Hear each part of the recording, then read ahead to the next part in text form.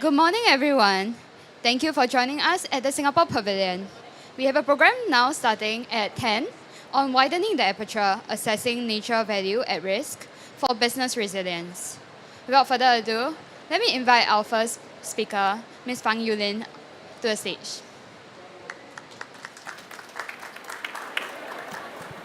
A very good early morning to everybody. Thanks so much for attending this. And welcome to the session of opening the aperture, assessing the nature value at risk for business resilience. We have been focusing on climate, and quite rightly so. But beyond the climate horizon is actually nature. And I really think that it is ripe for understanding and why. Well, nature provides essential resources for human survival and well-being, such as water, food, clean air. It is also vital to point out that nature and climate have a two-way relationship. Nature helps to regulate the climate and its risks, while climate change has also negatively impacted nature as well. It would be remiss of us, therefore, in the business community not to consider this with care, including how it impacts the economy. Now, just moving on to the slide where we have our PwC report with AIGCC.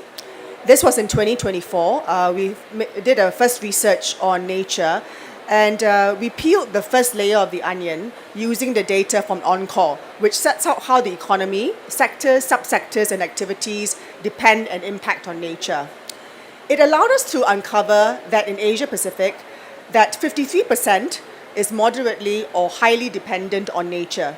This is interesting, but what this allows us to do is to peel the onion a little bit more and to understand for each sector which ecosystem service, nature ecosystem service, the sector actually relies on. It would not be surprising to note that in Asia Pacific, there are a few kind of sectors which are more susceptible to nature risk. Firstly is the construction sector, because we depend on nature, wood, minerals, sand, all sourced from nature, and it also has indirect dependencies on nature as well, such as the ability to regulate climate, ecosystem service of rainfall pattern regulation, which is important for the long-term stability of construction projects and communities. The other sector in Asia Pacific, which is quite susceptible as well, is really the fishing, aquaculture, forestry, and food sector. It has a very strong direct material dependencies on nature, such as biomass provisioning, but also dependent on ecosystem services provided by nature, such as natural water purification, water supply, soil and sediment retention as well. Now, let's unpack the two-way relationship between climate and nature, but I come from the business community, and how does that actually impact the business community or the economy as well? Economic activities do directly impact the loss of nature. For example, in Southeast Asia, approximately up to 90% of deforestation is directly or indirectly driven by nature, the use of soy, palm oil, beef, and so on. The economy itself also impacts climate change. Agriculture can contribute up to 25 to 30% of climate change impacts. Climate change, in turn, is a threat to nature. For example, the physical risks of climate change, such as wildfires, particularly in Australia, have destroyed about 97,000 square kilometers of the forest. Climate change also presents a risk to the economy, and this is well articulated and translated through the TCFD or the IFRS S2 of the ISSB. Nature also provides ecosystem services and can slow down and reduce climate change and its risks. Forests can sequester carbon dioxide from the atmosphere and ecosystem service of global climate change regulation. I'm really stating the obvious here, but nature also supports the economy and provides ecosystem services that support economic activities. Now, I want to zoom into Singapore and some of the climate risks that we actually face and the interaction with nature and ecosystem services as well. Based on the V3 study, which was a climate study that was done by National Environment Agency of Singapore, Singapore could actually face up to 5 degrees Celsius increase in temperature. We are already very hot and warm country. It's going to get even hotter. In the SSP 5 8.5 scenario, which is the worst case. Extreme daily rainfall could actually increase up to 92% in the intermonsoon months of April and May. The mean sea level can also increase up to 1.15 meters, and that could be expected as well. So for a city island like Singapore, the risk of climate change can manifest in sea level rises, heat waves, flood damage, water supply, potential soil erosion in certain areas. But nature's ecosystem service can help to mitigate the risk identified. For example, local climate regulation like trees can often offer respite to heat waves, something an adaptation measure that Singapore has invested heavily over the past many years. Flood control, for example, vegetation or natural resources can slow the speed of water and can reduce the severity of flood damage as well. I'm going to now open up the aperture in Asia Pacific and looking at some of the examples of how climate change has impacted the economy and how nature's ecosystem services can help to mitigate or the lack of can actually exacerbate. The first example is actually in Vietnam. So in Vietnam's industrial zone in Hai Phong, there was an increasing risk due to storm surges.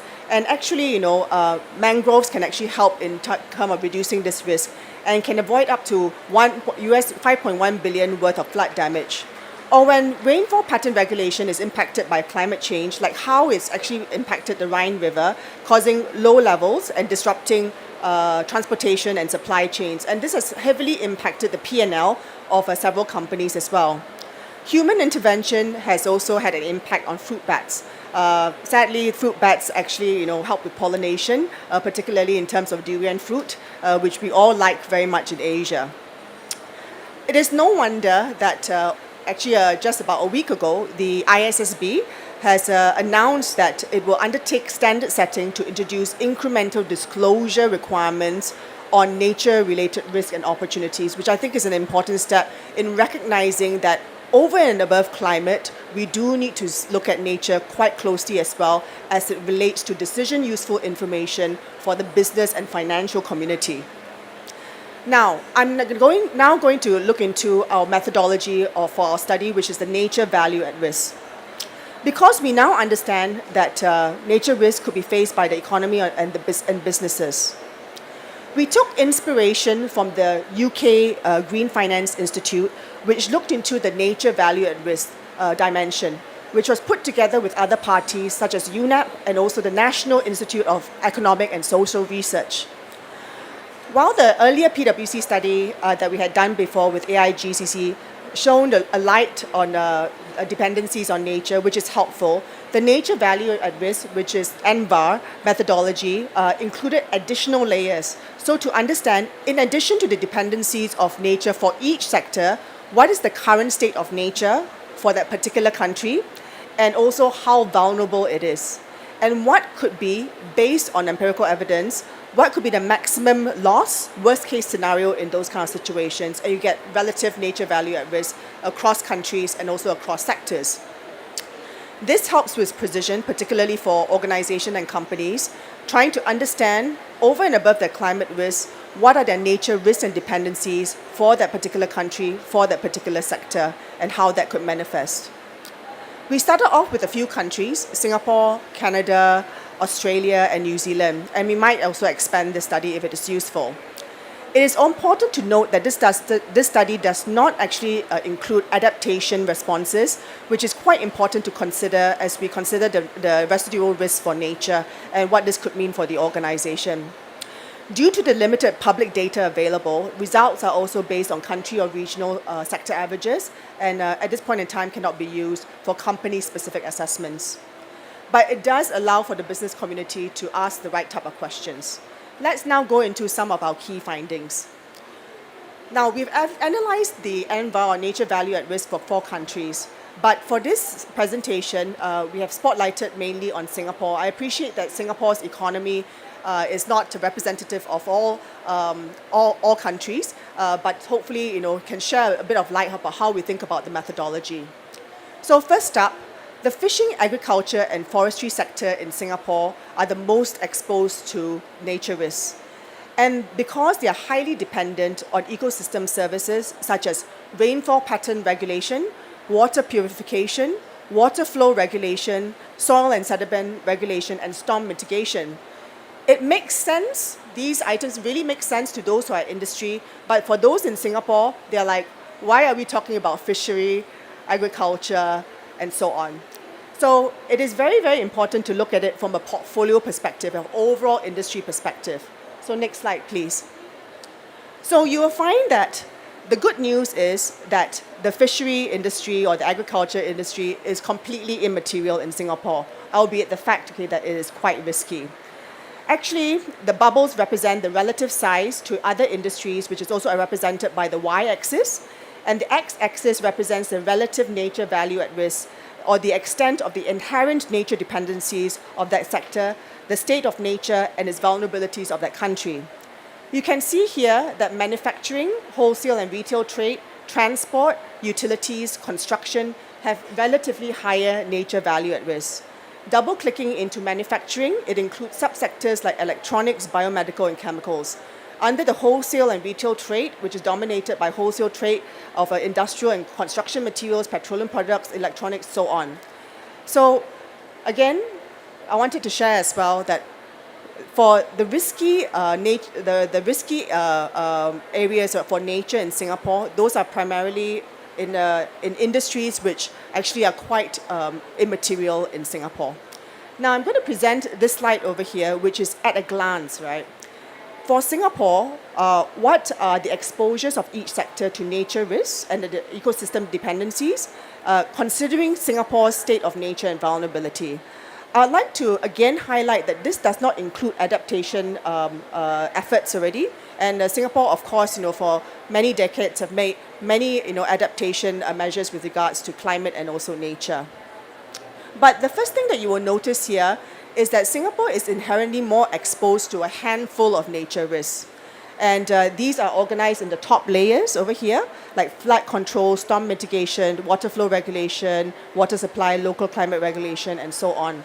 But again, I know that this is not a relevant industry, but there are some specific type of ecosystem services which are at risk, which is more particular to those which are in the forestry and fishing aquaculture area, which we have less and less of at this point in time. So those relate to, for example, biomass provisioning or genetic material. The second takeaway, we wanted to actually focus on those industries which were at the right-hand side of the graph just now. Firstly, the construction industry. The construction industry, which was at the far end of the x-axis, has actually relatively higher nature value at risk. Rainfall pattern regulation is a relatively higher risk, but soil and sediment retention, flood control, storm mitigation, all these are areas to take note of as well. But of course, in Singapore, we've made quite a lot of adaptation measures with regards to that. But the question is for those within this industry is, have they assessed as part of their activities what is the extent of nature risk in this? And if the adaptation measures, from a country perspective, I think you can rely on that, but from their own organization perspectives, have they put in enough measures to mitigate some of these nature risks as well? The second industry is really the transport industry, which makes a lot of sense, right? Which is also the third one on the x-axis of the nature value at risk. And it faced nature risks and dependencies such as flood control, storm mitigation, rainfall pattern regulation, and ecosystem services, other ecosystem services which are typically provided. These can be at risk as well. So for those organizations which are in the transportation industry, taxis and so on, have they considered these nature risks for themselves, apart from those which have already been provided by government or infrastructure as well? The other one is really manufacturing and wholesale retail trade. Was more average actually in terms of nature value at risk, but I just wanted to bring this up because they are relatively large industries and they have nature risks such as flood control, storm mitigation, water flow regulations. They should really also ask those nature risks that they're more susceptible to, overlaying it with the adaptation measures at the more country level and also at the company level.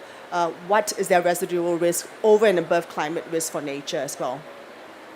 Now, I know that we've been actually more focusing on the risk, pertaining to the country itself and that sector.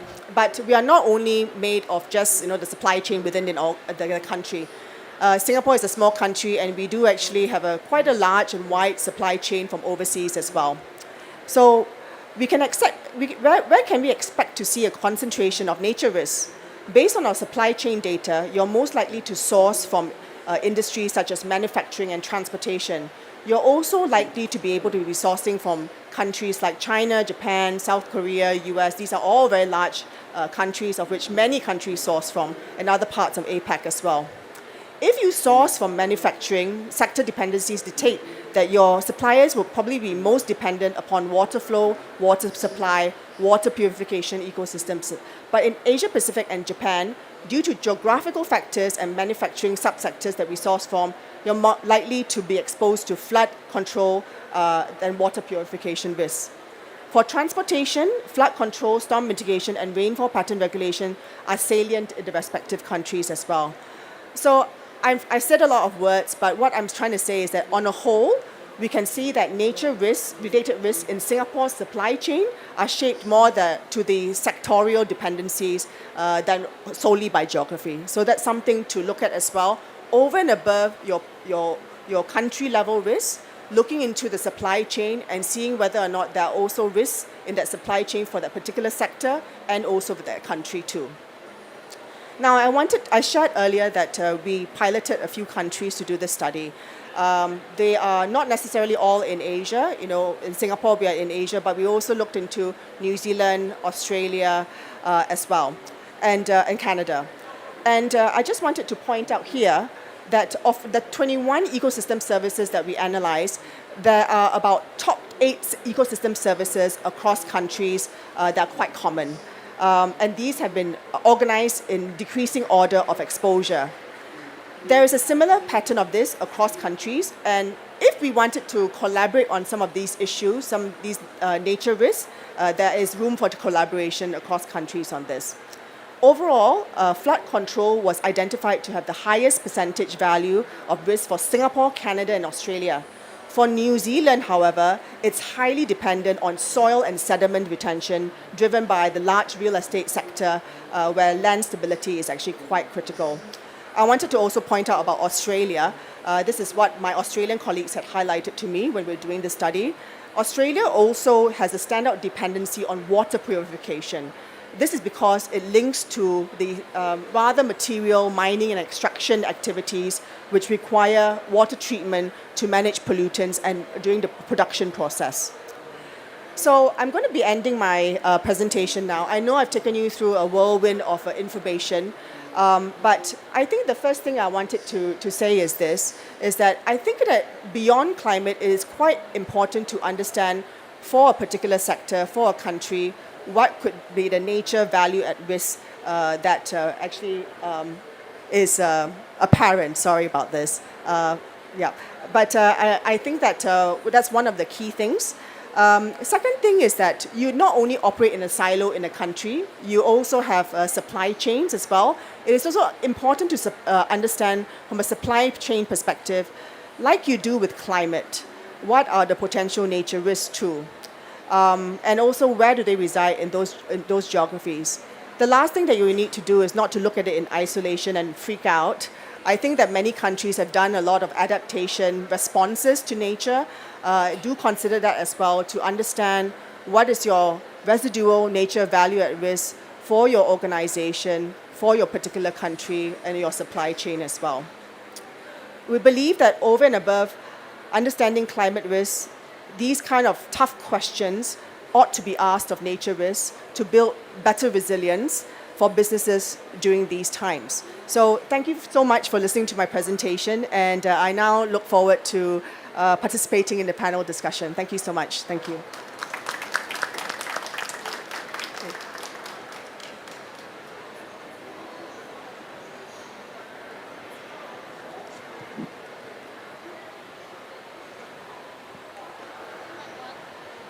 Thank you very much, Eu-Lin.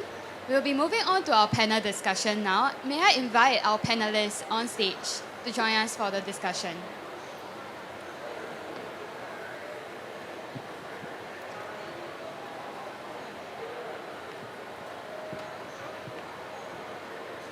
Okay, good morning, everybody. Good morning, good morning. Okay, let me just pull out, fairly disorganized this morning, so let me just pull out my my files. Okay.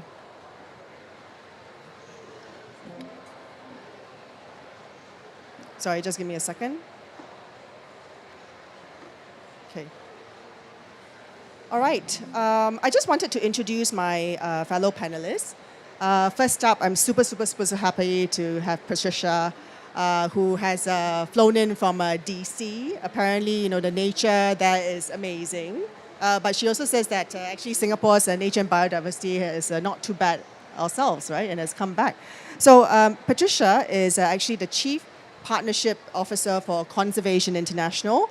And she's also steering the organization through public and private sector partnerships, fieldwork, and scientific research towards its mission of securing the critical benefits that nature provides to humanity. Big job there, really, really big job. But I think what I found super exciting was that she was the CEO of BirdLife International as well, right? How cool is that? Yes, and next up, I also have Aaron. Aaron is actually the latest addition to our panel. Thank you so much, Aaron, for joining us.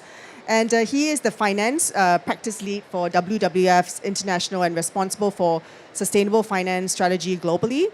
Prior to this, he was the head of the green finance at WWF Netherlands and concurrently one of the founders of the Dutch Fund for Climate and Development.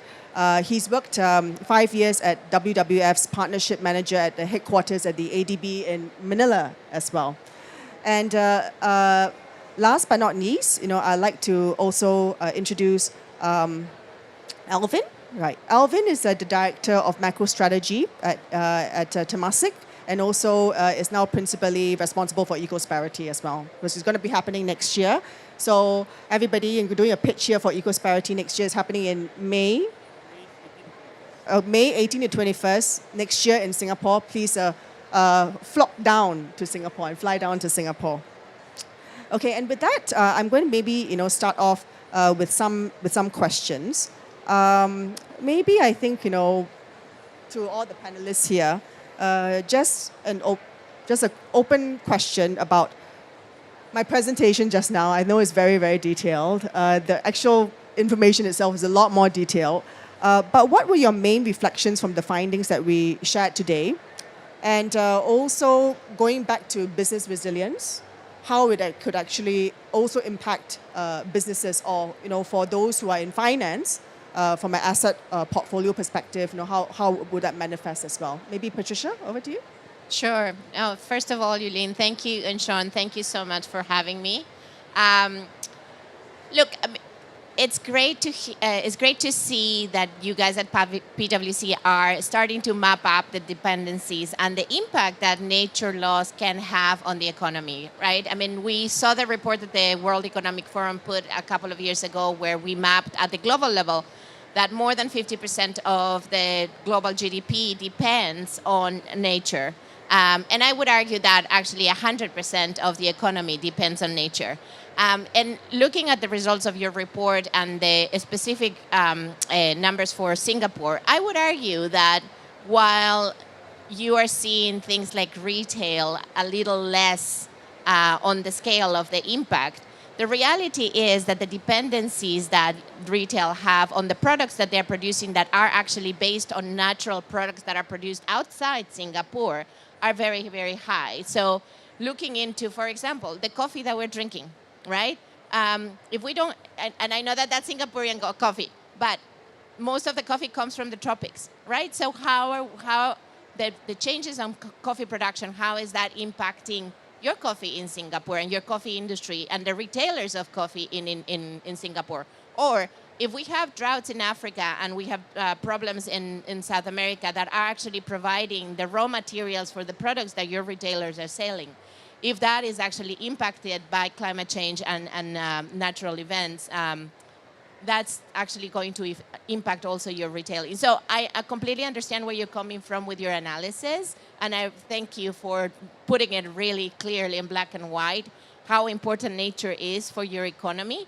I would only argue that we have to look into these additional connections, especially in an economy of services like Singapore, right? I mean, places like London, places like New York, where you don't have that manufacturing, you don't have that agriculture, you don't have that fisheries element. The reality is that all of those financial markets are completely connected to everything that is being produced by nature.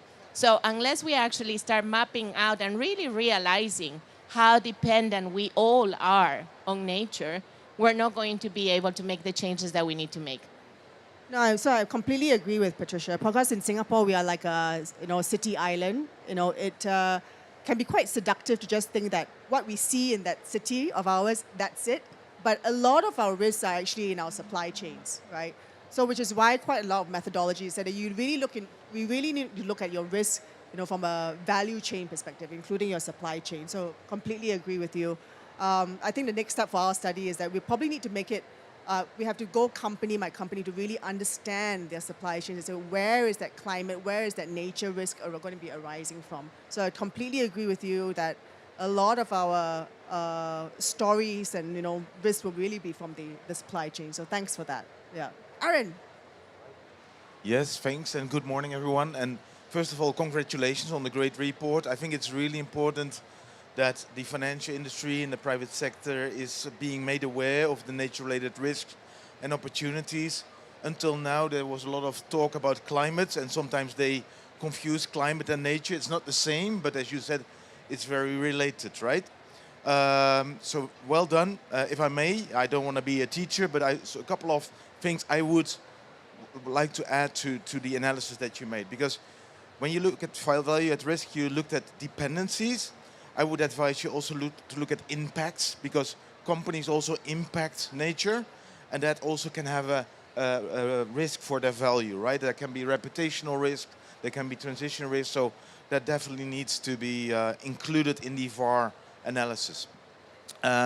Secondly, central banks are paying more and more attention to the impact of nature, the risk of nature decline on the financial stability of financial sectors across the world. So you have a very influential platform which is called the NGFS, which is a platform of 100 central banks, and a couple of their members are doing stress tests on nature.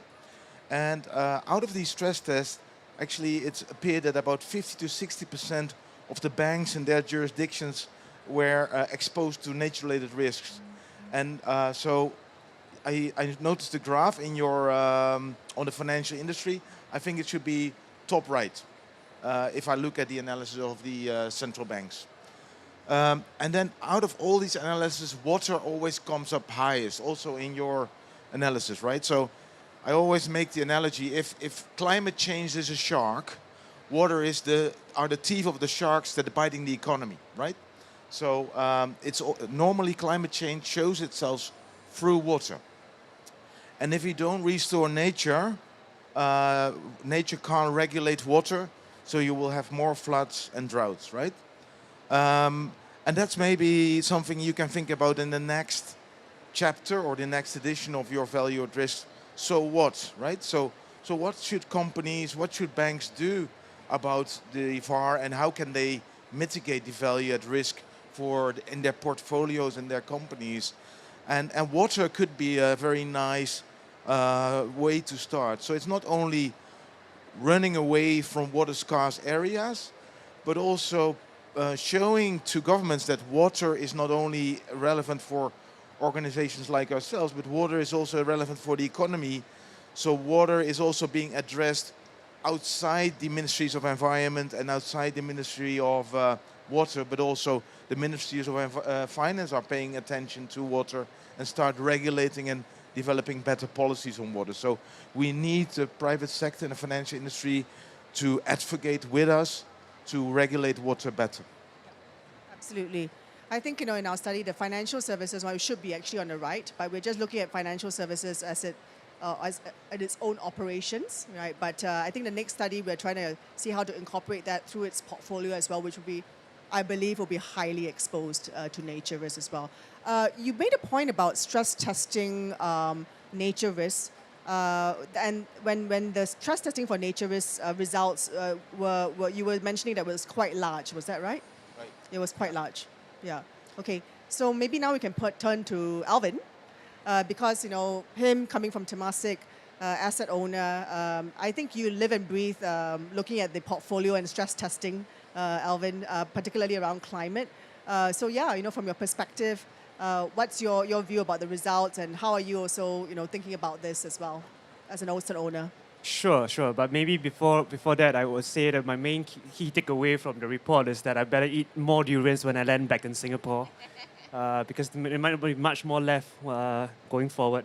But I to think protect the fruit bats. I know. That's my main priority going forward. But I think for us, I think if you go back to slide 14 on the bubble chart, very much in the same vein as what Aaron mentioned, I think the one key takeaway I had when going through the materials was that on a look-through basis, I think for the banks, especially for the financial sector, the nature risk potentially sort of underestimated.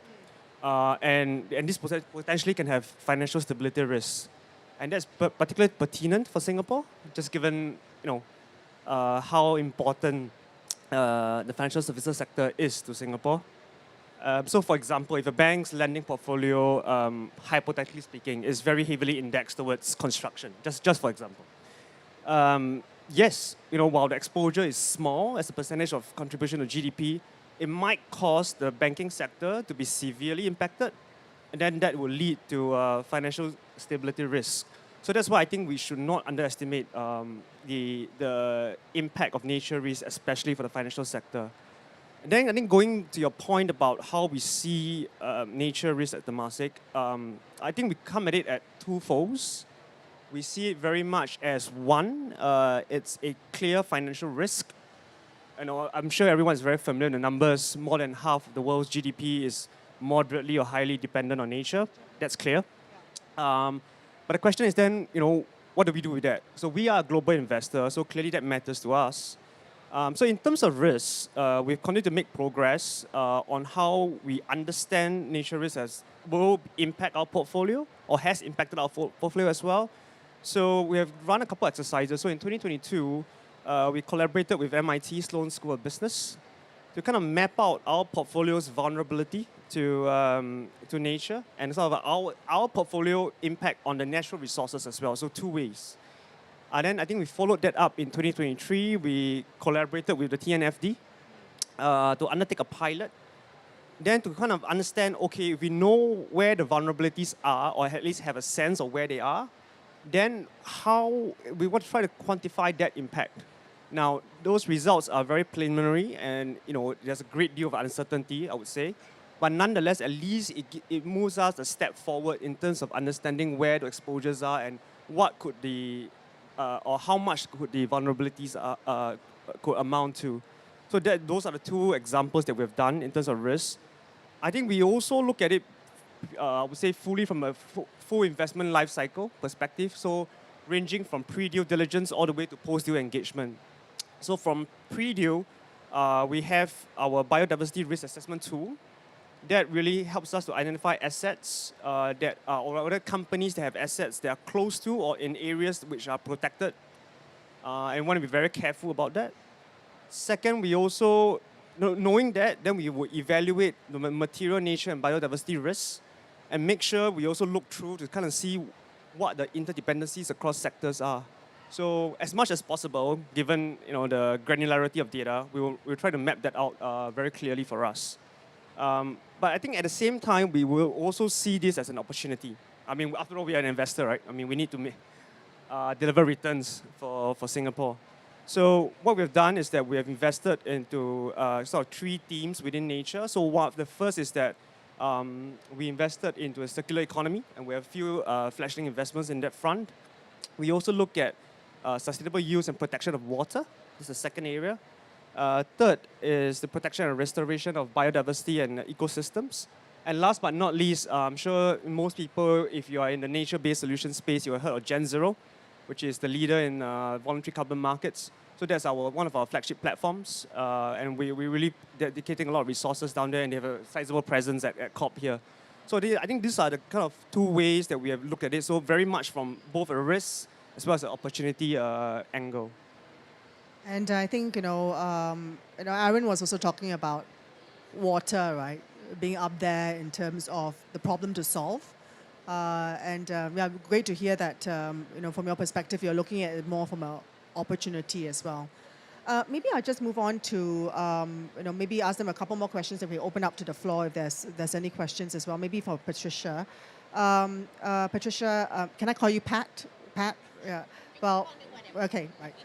So, Pat, I mean, like CI actually undertakes quite a lot of really good work across climate, oceans. We have to talk about oceans as well. I mean, that's so under-invested in, right? And biodiversity. Are there any kind of nature-based solutions or projects, and Alvin just talked about that, right? Which help us to preserve our ecosystem services, and how does that actually also help build resilience? So some of the projects that you guys are working on, nature-based stuff, that you can see all these success happening. Yeah, thank you. So for those of you who don't know, Conservation International was founded in 1987. And from the very, very beginning, we always believed that the solution to nature is to partner with the private sector. So we've been developing projects to ensure that private companies like Walmart, like Starbucks, like McDonald's, are actually finding ways of making their business a lot more sustainable. Actually, I just came from Arkansas a couple of weeks ago where we were celebrating the 20th anniversary of the sustainability program of Walmart. And you can start thinking, it's like, why is CI involved in Walmart? I mean, what is their impact? The reality is, and this is what I was mentioning before, retailers have the power of mobilizing loads of supply chains and loads of impact into multiple ecosystems.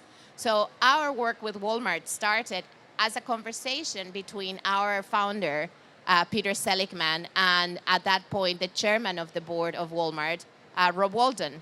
And they were together at a diving trip in Cocos Island in Costa Rica. And Peter said to Rob, if you want to change Walmart, if you want to change the world, you got to change Walmart. And implanting the idea of a sustainability program 20 years ago, when Walmart's visibility and public image was absolutely underground in the United States, was a huge bet for the company. However, fast forward 20 years, right now, Walmart is a leader in electrifying their fleet of transport, for example, absolutely reducing their dependency on fossil fuels and depending more on renewables for all of their facilities, looking into how are they helping source from sustainable sources for their coffee, their beef, their soy, their corn, everything that they're selling, and developing mechanisms that are actually enabling the communities that are buying from their retail stores better practices for health and for the environment. A lot of work on their packaging. So we didn't work directly with them on all of those elements. We helped plant the idea, but then we started working with them on, okay, let's look into where are you sourcing your fish. And we have a very, and with us, the Nature Conservancy developed a massive tuna initiative where Walmart is now sourcing their tuna in a much more sustainable way, benefiting Pacific Islanders and Pacific communities that otherwise wouldn't have been benefiting. They are sourcing their soy from the United States. They are supporting us in restoring key areas of land in Brazil because they see their commitment not only in terms of their backyard and their specific supply areas, but also the systems that are servicing those supply areas. So if you look into, let's just picture a farm, a durian farm, or a soy farm in Brazil. The reality is that all of these farms are depending on multiple services that nature is providing, from the water, the temperature regulation, the quality of the soil, the pollination. You know, you talked about the bats and the durians. If we don't manage the system around these farms in a way that is actually healthy and sustainable, there's no long-lasting production, right? I mean, we're seeing right now that because of the overuse of pesticides and fertilizers in many parts of Europe and the United States and Africa and the Americas, the reality is that these soils need a huge injection of natural products to bring back the health of those soils that are going to support the production of the cotton of our clothes, the coffee that we're drinking, the fruits that we're eating. So unless we start thinking really systemically, and one of our adventures with the private sector has been really moving beyond that very narrow view of impact in their own backyard to this systemic approach of how do they become catalytic actors of change, and that help us really work at the systemic level so we can ensure jurisdictional impact. And we have a fabulous example here in Tocantins where we're working with a jurisdictional approach in agriculture on soy and beef in the state of Tocantins, complemented by RED, so we can have the forest and the agricultural lands managed in synchrony, and we can really move these farmers into regenerative agriculture faster. And closer to you guys in Indonesia, in Sumatra, we have a jurisdictional approach that is bringing together rubber, oil palm and coffee, and looking into how can we expand this at scale that is really enabling those systems to get restored and ensure that they are more resilient to climate change.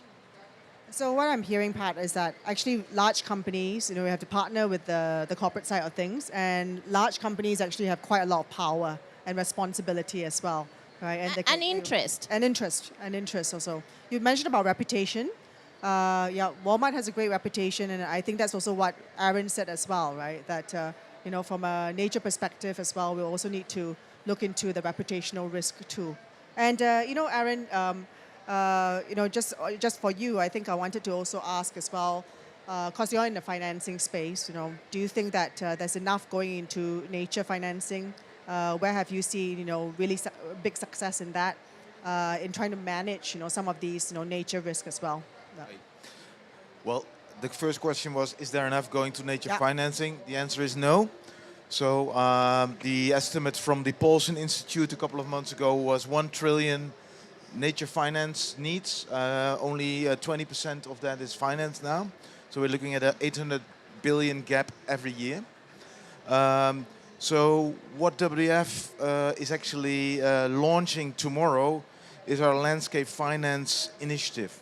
And landscapes are geographic areas, very aligned to what Pat mentioned, jurisdictional areas where people live, where businesses operate, where businesses source from, but also where nature exists, right? So WF, on one hand, works also with companies to take the risk out of their supply chains, but all with the goal of restoring, protecting nature in these areas. I'm as excited as many people about very boutique instruments like nature credits at whatever, but they will not solve the nature finance gap if we also not work on regulation and risk approaches in the financial industry. So in WWF, we have two approaches at a landscape level. One is greening finance, which is engaging central banks, companies to adopt TNFD and understand nature-related risk at the location. And the other one is financing green. So greening finance and financing green. So one example, what we're doing is we're working in the Mekong Delta, which is the rice basket of Asia, and also supplying to big cities like Singapore and countries like Singapore. But the Mekong Delta is sinking and shrinking. It's sinking because over-extraction of groundwater. It's shrinking because of erosion, coastal erosion, and that's related to hydropower development and construction material that's being taken away from the river. So we are working with the largest rice company in the Mekong Delta to test a new model, which is a rice and shrimp production method, where one season they grow shrimp, the other season they grow rice. And it's a rotating season method which allows the sediment from the Mekong River to come back to the rice paddies. And in that way, the surface level slowly builds up again and allows the people of the Mekong Delta and also companies in the Mekong Delta to become climate resilient. So we're not only looking in the fence line of a company, but we're looking at a landscape level. So please all come to the Panda Hub, the WF Hub tomorrow, 11:30. We'll explain how this exactly works. Okay, yeah, remember, was it 11:30 tomorrow? Okay, go there tomorrow. Okay, thanks so much. But I think what I've heard from Pat and also Aaron is you got to do this at a more systemic level, right? So I hear that as well. Maybe, just back to Alvin, right? And Alvin, I know that Temasek, they launched this report, okay?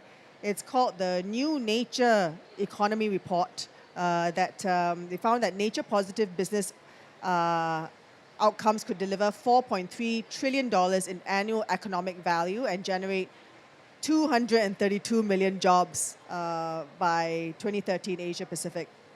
That's some really nice numbers. But what would you say is the intersection between business resilience and nature positive outcomes? And maybe you can share a little bit more about through that study, sharing more about the business case, for nature. Yeah.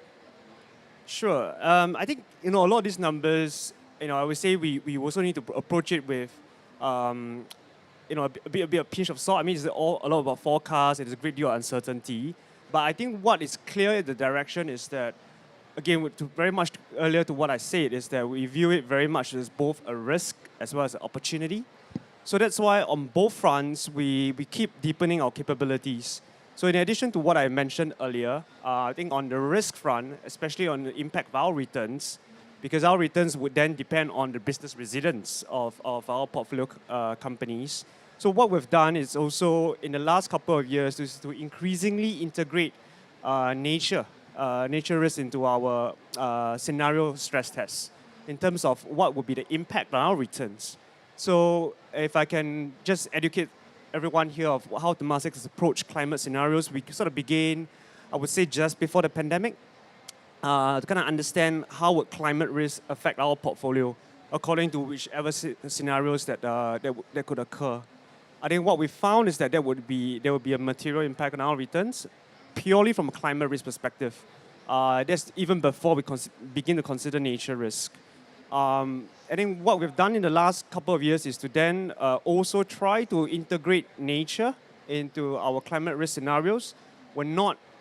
We are far from the destination yet, but I think what we have done is to at least help us spotlight how nature risk could at least impact our portfolio returns. And I think, over the last couple of years, there's been quite a lot of developments on that front. So you can point to, NGFS, which you mentioned, provided guidance on this of how you can integrate nature risk into your portfolio in terms of scenarios for investors and for banks.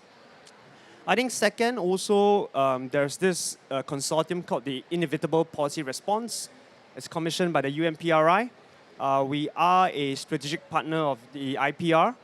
I know it's a lot of mouthful of acronyms over there, but we are a strategic partner of IPR. They have also published a climate plus nature scenario, and now from a policy perspective. So I think it's quite critical in the sense that it looks at how, if governments do implement your biodiversity policies as well as your nature loss policies, how that would impact land use, and then what are the percolating impacts on the various respective sectors of the economy, and then how that will impact our returns. So we are increasingly looking into this, and we'll see how it goes going forward. So I think this is how we will continue to deepen our capabilities on this front, making sure that we remain fresh, we remain really on the front foot in terms of integrating nature risk in our portfolio. Excellent. Before we close off with the last questions, were there any questions from the ground? Anybody at all? Gentleman at the back. Yeah, so thank you so much. And my name is Abdi from Somalia. Hello, very nice to And meet I'm you. coming from a region where climatic shocks are just very permanent. Yeah. And you talked about assessing nature value risk for business resilience. And my question is, how can businesses in fragile countries or contexts like East Africa or Somalia in general can build any resilience to climate shocks? I also wanted what lessons can be learned or adopted from countries like Singapore, since you have provided a very comprehensive presentation in issues regarding like value nature, value based, and how business can be resilient. Although I'm not comparing Singapore with Somalia, where you have very climate resilient infrastructures and innovations. But again, we are very business minded in the region, but climatic shocks are very frequent. So I wanted to know more about how business can be resilient in such contexts. Maybe the panelists, I I'm so sorry, I'm not too familiar with Somalia, although I would like to go and visit there one day, but over to you. So, first of all, thank you so much for your question. I think I want to dovetail with what Alvin was saying at the end, because the opportunity of building up a bioeconomy or that is an economy that is truly building up back nature. I mean, the problem, the challenges that you have in Somalia, as well as in many of the African countries that are both in the Sahara and in the Sahel, is that your dependency on water availability is huge. And the opportunity of really developing something requires very creative ways of bringing water back. Now, the good news is that there's a combination of creativity and technology that is starting to do this. And I think looking into how can we identify ways of restoring nature back, that's going to be the next line of the economy. Like people are starting to look into how can we bring nature back because it's creating value. So in this very country, in Brazil, CI is advising BTG Pactual on an initiative that is restoring 150,000 hectares in the Cerrado. The Cerrado is one of the driest parts of this country. And the opportunity of bringing those native species back is not only economic and financially viable, but the reality is that that is actually bringing back some of those ecosystem services that will provide water for other industries. So I think having that mentality of really being creative about how we work with nature and how we let nature come back to benefit us is incredibly important. And right now there's huge amount of creativity in African businesses that are looking at nature as a potential financial return. That was a great answer. So. No, I was just asking Pat about Singapore because Singapore is so small, it's a city. And I was wondering about outside perspectives about how they feel about Singapore's nature and biodiversity. And Pat was just saying that it's great because I think efforts were made for the past few decades to actually bring back nature and biodiversity. And I would say that it's not only helping in terms of the ecosystem services to combat some of the climate risks that we have, cooling down Singapore as well. But we call ourselves a city in a garden now, right? So that's quite nice. Yeah. And that effort, sorry to jump in, but that effort and vision that the Singaporean government had of restoring their nature, rebuilding the mangrove waterfronts in the bay, looking into green architecture that is not only cooling down the city, but is actually capturing water to make it usable. It completely transforms the way that we're using nature to our benefit and seeing the economic value of that for people. I think our challenge has been that over the last 150 years since the industrialization, we have been working against nature. We have to turn that chip and start working with nature for our benefit. Any other questions? I think sir in front. I love your cap, by the way. It says "Make science great again." Wonderful. Presentation here. Oh, can you hear me? Oh, okay. I got to literally kiss the mic. Sorry. Yeah. This is a very phenomenal presentation, and I've been working in this field since 1987, among which many books. That's not what I'm here for. Yesterday, I met with Paul Polman. You probably know the former chair of Unilever. And he and I have met previously also. And what he said was, unless the mindset of investors, especially corporations, change from what can I do and achieve in the next quarter, we cannot address long-term issues. For example, I asked him, is there any way we can find a discount rate for climate benefits? You apply any interest rate, a discount rate, it's nearly zero. And your opinion on any of those things? I mean, I see IFRS taking over ISSB as a very significant step, and that can have a very global impact. Is that something that you can think of, or how can we make that happen? We need accounting rigor in sustainability accounting. No, I can't agree more. My personal opinion, but I think it's also WS opinion, is that there's not enough attention to the private sector at COP30, because without getting them on board, we won't solve the climate and nature crisis. And